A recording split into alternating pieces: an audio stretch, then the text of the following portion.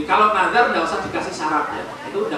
Itu Hannah juga tidak kasih syarat. Ya Allah, hamba bernazar yang ada di perutku ini nanti akan hamba persembahkan untukmu, untuk mengabdi kepadamu, maka terimalah. Kalau sudah diterima oleh Allah, pasti dijadikan hebat. Paham ya? Dan ini peran ibu-ibu. Nah, bapak-bapak cukup mendidik ibu-ibunya. Nah, makanya bapak-bapak cukup mendidik ibu-ibunya supaya nazar. Apa ya? Nanti suruh nazar. Ya gitu kan. Tapi caranya ya monggo lah, nggak usah ini. Pokoknya Al-Qur'annya begitu. Nah, meskipun bapak-bapak itu cuma menyuruh ibunya, menyuruh istrinya atau ibu dari teman-teman yang di sini ya. Tapi kalau dipuji oleh Allah, itu yang dipuji itu nama suaminya, betul. Misalnya Pak siapa? Ini yang salah satu wali santri Pak siapa? Siapa yang mau mengacungkan? Pak? Hah? Pak kok? Pak Sarjito, ya, misalnya Pak Sarjito ya. Pak Sarjito. Ketika yang dapat cerita itu sebenarnya aslinya pelakunya itu istrinya Pak Sarjito, Buani. Tapi yang muncul dalam Al-Quran itu Pak Sarjito, betul kan gitu. Ali Imran, kenapa tidak Hannah? Nah, jadi istrinya tidak muncul. Padahal pelakunya itu istrinya sebenarnya. Tapi yang muncul dalam Al-Quran tetap suaminya. Kenapa? Meskipun istrinya hebat, pasti juga di balik itu ada suami yang hebat, kan gitu kan? Nah itu kira-kira seperti itu. Makanya kalau ibu-ibu ini, ibu-ibu adik-adik ini ya, sudah beribadah kenceng, didukung, harus diberi fasilitas, maksudnya diberi kesempatan yang sangat longgar. Nah, bapak-bapak ini juga penting untuk mensukseskan itu. Karena kenapa? Karena memang ya tadi itu doa ibu itu sangat hebat kalau seandainya betul-betul dikabulkan oleh Allah Subhanahu wa Ta'ala. Dari kasus Maryam, Hannah punya putri Maryam. Maryam ini akhirnya dididik oleh Nabi Zakaria. Nabi Zakaria itu tadinya doanya biasa-biasa aja, tapi begitu melihat Maryam hebat, sampai waktu itu disebutkan ada makanan yang tidak pada musimnya, tapi ternyata muncul di kamarnya Maryam. Setelah itu Nabi Zakaria baru ikut-ikutan. Jadi terenyuhnya atau tirakatnya telat. Jadi sudah sepuh baru tirakat. Maka munculnya nanti juga anaknya juga tidak sehebat anaknya Hannah. Hannah diberikan 2, Maryam dan putranya Isa. Tapi Nabi Zakaria cuma cukup dikasih 1 saja, Nabi Yahya. Dan itu pun tidak Nabi Ulul Azmi, kan begitu. Tapi Nabi Isa Ulul Azmi. Tetap beda. Yang tirakat wis bacut ketuan itu dengan tirakat yang semenjak kecil itu beda. Maka kalau dengan wis kaset, wis SMA, MTS ini, sekarang bikin lagi, perlu direncanakan ya. Direncanakan seperti itu. Biar apa? Biar jadi anak hebat. Ini mengambil kisah dari Hannah tadi itu. Nabi Zakaria kemudian ikut-ikutan. Makanya dalam Al-Quran kata-katanya adalah A'udzubillahi minasyaitonirrajim. Hunalika da'a Zakaria rabbah.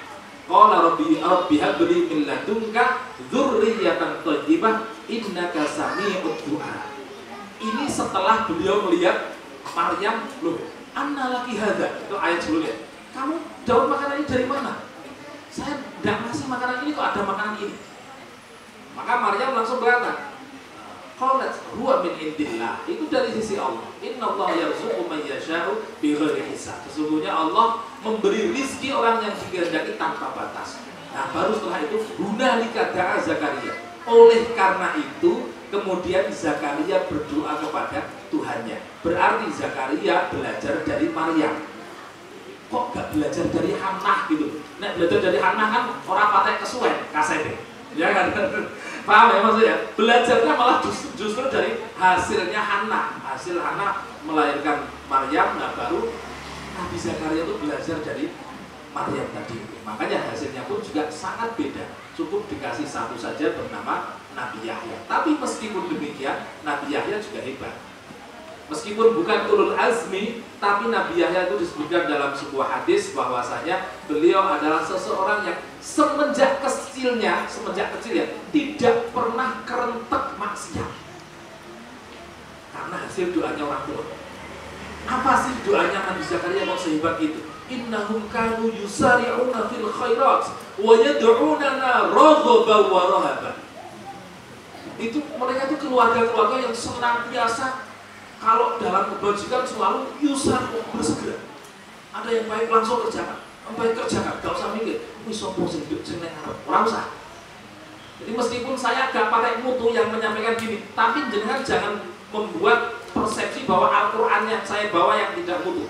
Saya memang tidak mutu yang menyampaikan, tapi Al-Qur'annya harus kalian yakini. Kawan-kawan, panjenengan, Bapak Ibu, adik-adik semuanya harus kalian yakini bahwa ini memang cerita Al-Qur'an yang hebat.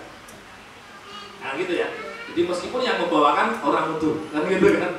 Nah, kira-kira seperti itu. Innahum kanu yusari'una fil khairat wa yad'unana raghaban wa rahaban, dan terus-menerus berdoa dengan khauf dan roja ya. Raghaba itu berharap ridho Allah, kemudian wa rahaba itu takut siksa Allah. Khauf dan roja sama aja dengan konsep itu dalam tasawuf ya. Jadi banyak berbuat kebajikan plus doa yang nggak bisa-bisa itu ternyata bisa mengetuk pintu langit sampai hebat. Nah, jangan diremehkan. Jangan kok tahu, kok anak saya tak pondokin alif malah orang patek berjanji. Berarti itu informasi bahwa jenengan doanya gak pakai mutu. Nah, gitu loh. Jadi informasi bahwa jenengan doanya gak pakai mutu, berarti harus diubah caranya. Sama juga ustadz-ustadzah juga gitu, bukan kok jenengan saja. Ustadz-ustadzah juga berarti jenengan cara mendidiknya gak pakai mutu. Mutunya bagaimana? Kita ambil dari salafus soleh, satu persatu, sedikit demi sedikit dan sebagainya. Nah, itu yang pertama. Jadi yang pertama adalah tirakatnya bapak ibu itu menjadi kunci. Nah, yang kedua adalah peran ikhtiar dan doa ustadz ustadzah. Ini jangan diremehkan. Doa ustadz ustadzah itu jangan diremehkan. Kalau ada ustadz ustadzahnya yang betul-betul hebat, satu saja sudah cukup sebenarnya. Satu saja sudah cukup. Itu nanti seperti Imam Waqi' yang bisa mendidik sehebat Imam Syafi'i. Meskipun tetap ada peran ibunya Imam Syafi'i ya, tapi bagaimanapun Imam Waqi' itu selalu yang dikeluhi Imam Syafi'i terkait dengan hal-hal yang masalah ruqyah. Syakautu ila Waqi' su'ahifdi. Jadi sampai seterusnya ini. Saya pernah mengeluh kepada Waqi' tentang jeleknya hafalanku, kata Imam Syafi'i. Kemudian diselanjutkan syairnya yang panjang gitu ya. Intinya adalah diharuskan untuk meninggalkan maksiat. Karena ilmu itu cahaya, dan cahaya itu tidak bisa muncul ketika ada maksiat. Itu betul-betul dijadikan sebagai syairnya Imam Syafi'i setelah mendapatkan petunjuk dari gurunya seperti itu. Sehebat Imam Syafi'i jadinya. Imam Syafi'i sehebat itu ternyata bagaimanapun beliau hasil cetakan dari guru yang hebat juga. Atau seorang murid yang sangat terkenal, ceritanya yang didikte Imam Syafi'i sampai 35 kali atau 33 kali itu juga termasuk peran guru. Jane iki gak patek pinter kan gitu. Atau gampangane wis jelas bodone gitu. Wong dikasih ditalkin sampai 33 kali kok ndak mudeng. Nek putra-putri jenengan kan ketoke ya 2-3 kali wis mudeng to. Kan gitu. Tapi ini sampai 33 kali gak mudeng, sampai dia tuh mau ketemu gurunya tuh malu sekali. Nah, tapi yang terpenting justru adalah sepertinya kalau saya mendengar cerita ini ya, sepertinya kok ada firasatnya Imam Syafi'i diberi petunjuk oleh Allah bahwa anak ini nanti jadi anak hebat, maka dia harus mendikte sampai 33 kali. Nanti endingnya yang terakhir ini, wahai anakku, saya itu sudah mentalkin kamu sudah sekian kali, saya sudah tidak mampu lebih dari itu. Sebagai seorang guru itu sudah pol-polan. Maka nanti kalau Pak Joko sama Bu Yesika nanti kira-kira ada ustadz-ustadzah yang tidak bisa begitu, nah yang dengan salahkan tidak usah santrinya ya, ustadz-ustadzahnya aja. Jadi yes, pokoknya sanggup wae kuwi goro-gorone ustaz-ustazah gitu aja wis. Meskipun jane dengan dalam hati yo, jane ki mungkin yo bodoh tenan aja. Yo ora apa-apa, sing penting bodoh itu ada solusinya gitu. Jadi bukan kok tidak ada solusinya. Jadi bodoh tenan sih aslinya, tapi aslinya kemudian setelah dikembalikan ke yang sesungguhnya, bagaimana Islam mengatur itu, bagaimana memberikan sentuhan yang luar biasa, akhirnya selesai juga. Dan akhirnya kemudian dia bilang terakhirnya Imam Syafi'i ya, kalau seandainya ya setelah ini kamu tetap begitu ya, maka kamu berdoalah kepada Allah, karena tinggal doa kamu yang menyebabkan kamu berubah. Dari sisi Ustadz sudah selesai, tapi kok kamu masih belum berubah setelah ini, maka itu kuncinya di doa kamu sendiri. Wah, baru setelah itu anaknya baru betul-betul merasa, wah iya berarti memang aku gak mutu tenan, berarti kan gitu kan. Begitu muncul aku gak mutu tenan, itu justru yang bagus kan? Titik baliknya ya di situ kan. Titik baliknya di situ. Maka kemudian dia berdoa betul-betul sungguh-sungguh ya anak tadi itu. Kemudian belajar seperti biasa. Berdoa lagi betul-betul, dan doanya itu selalu muncul terngiang-ngiang omongannya ustadznya tadi, Imam Syafi'i. Guru saya sampai separah itu bilangnya. Berarti memang gak mutu tenan ini. Kan gitu. Dan masalah kalau mengakui itu ketika masih kecil. Anak mengakui wis tua, wis rambil peran ya wis ya muga-muga suatu khotimah. Jadi lebih bagus kalau mengakui itu ketika masih muda. Maka akhirnya Allah ijabahi, dan murid itu kemudian termasuk salah satu dari murid Imam Syafi'i yang hebat. Dari idiot lebih sedikit lah. Kalau boleh saya istilahkan, idiot di atasnya sedikit lah, atau pol-polan bodoh nih kan gitu, sampai menjadi ulama besar, bahkan levelnya bahkan langsung yang membawa sanadnya Imam Syafi'i. Salah satu ya, tidak semuanya. Maksudnya tidak satu-satunya.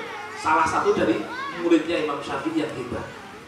Ya, saya yakin itu Imam Syafi'i dapat firasat bahwa anak ini nanti jadi hebat. Maka kemudian beliau harus telaten. Biasanya orang-orang yang dekat dengan Allah itu selalu dapat firasat itu. Nah, kalau tahu Gus Baha itu juga sekian kali dapat firasat dari orang. Termasuk bapaknya tahu, kakeknya tahu firasat bahwa anak cucunya nanti jadi orang hebat. Bahkan orang Cina itu pernah tahu. Jadi ketika dia jalan kemana itu ya Gus Baha dipanggil.